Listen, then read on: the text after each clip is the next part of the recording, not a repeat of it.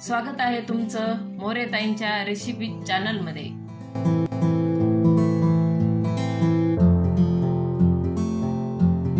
चला तर मग व्हिडिओमध्ये पुढे जाण्याआधी बेल आयकॉन दाबून चॅनलला सबस्क्राइब करा आणि सुरू करा मोरेताईंसोबत आजची ही चवदार रेसिपी बनवायला। नमस्कार मंडळी, आज आपण एक नवीन रेसिपी करणार आहोत। बेसन पिठाच्या वड्या किंवा तुम्ही बर्फी पण म्हणू शकता। आता आपण त्याचं साहित्य पाहून घेऊ। हे 2 वाट्या मी बेसन पीठ घेतले, 1 वाटी साखर घेतली, अर्धी वाटी तूप घेतले, गरम करून तूप घेतले, थोडे ड्राय फ्रूट घेतले, वेलची पूड घेतली साखरेमध्ये कुटलेली आहे आणि अर्धी वाटी पाकासाठी पाणी घेतले। आता आपण बेसन पिठाच्या वड्या तयार करायला सुरुवात करणार आहे। तर त्याच्या आधी असं ताट घ्यायचं किंवा तुम्ही काय जे घेताल ते याला ट्रे घेतला तरी चालतो, ताट घेतलं तरी चालतं। तर त्याला थोडंसं आधी तूप लावून ठेवायचं, ही क्रिया आधी करायची। आता आपण बेसन पीठ भाजणार आहेत ना, तर तूप टाकून घेतलं। आता तुपामध्ये आपण बेसन पीठ टाकणार आहे।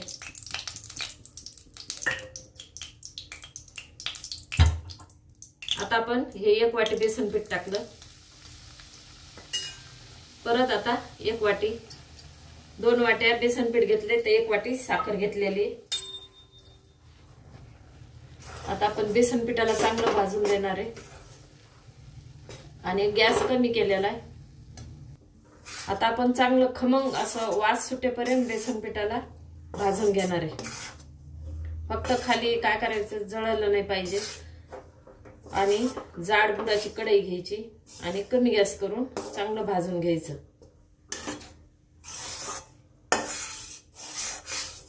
तर तो पूर्ण पिठाला मिक्स झालंय, पण अजून आपलं बेसन पीठ भाजलेलं नाहीये, आपल्याला अजून भाजायचंय आणि कमी गॅसवर भाजायचंय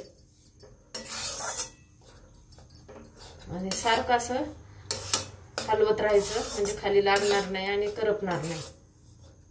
आपण बेसन पीठ आता असं चांगलं भाजून घेतलंय, कलर बदललाय आणि वास पण खूप छान यायलाय। पीठ आपलं भाजतं का रवा भाजतो, गव्हाचं पीठ आपण तुपामध्ये भाजतो तसं आता हे बेसन पीठ भाजून घेतलंय ना, तसा वास येऊ लागलाय।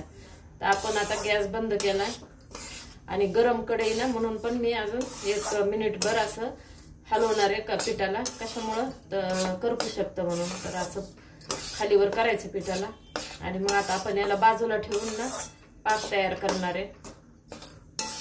आणि मी काय करणार आहे, आता याच्यातच ना वेलची पूड घेतली का, तर ही थोडी ना अशी साखरेमध्ये कुटलेली मी आधीच म्हणजे भरपूर करून ठेवलेली, तर साखर टाकून आता ही टाकून घेते आणि थोडे ड्रायफ्रूट घेतलेले ना, तर ते पण टाकते आणि याला मिक्स करून घेते।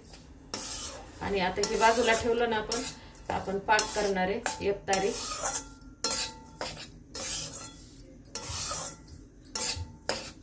आता हे मिक्स झाले तर याला मी बाजूला ठेवते।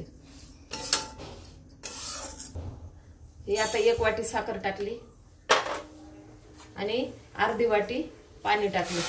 आपल्याला ना याचा एक तारी पाक तयार करून घ्यायचा। आता कसं करायचं ते मी तुम्हाला सांगते।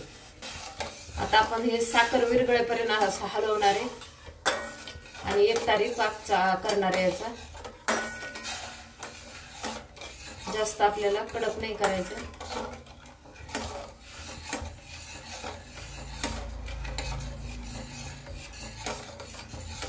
तुम्ही याच्यामध्ये कलर पण टाकू शकता।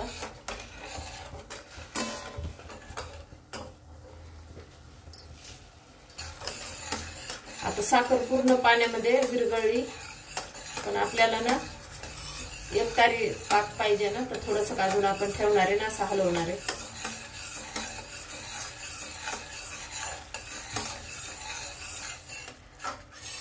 पाक आपला ना असं आता काय करायचंय, हे असं बोटाला लावून हे अशी 1 तार आली पाहिजे। आणि अजून दुसरी पद्धत सांगते, थोडंसं एका प्लेटमध्ये काय करायचं, पाणी घ्यायचं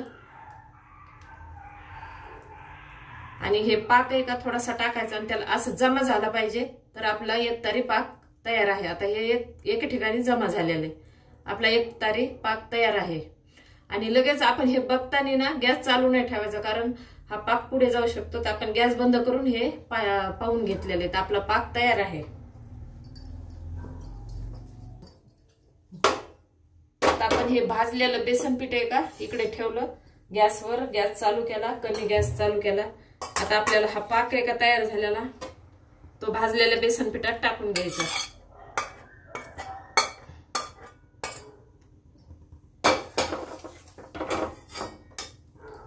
आणि आता ह्याला एकजीव पर्यंत आपल्याला हलवायचं. जरी पातळ झालं ना तरी काही घाबरायचं नाही.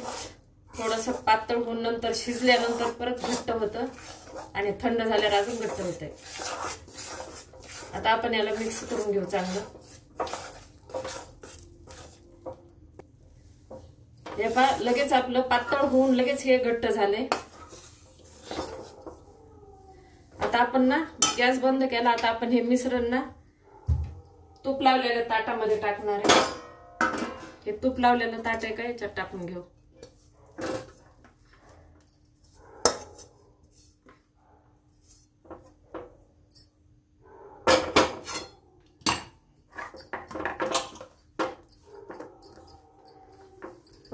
तुम्ही याचे ना लाडू पण करू शकता.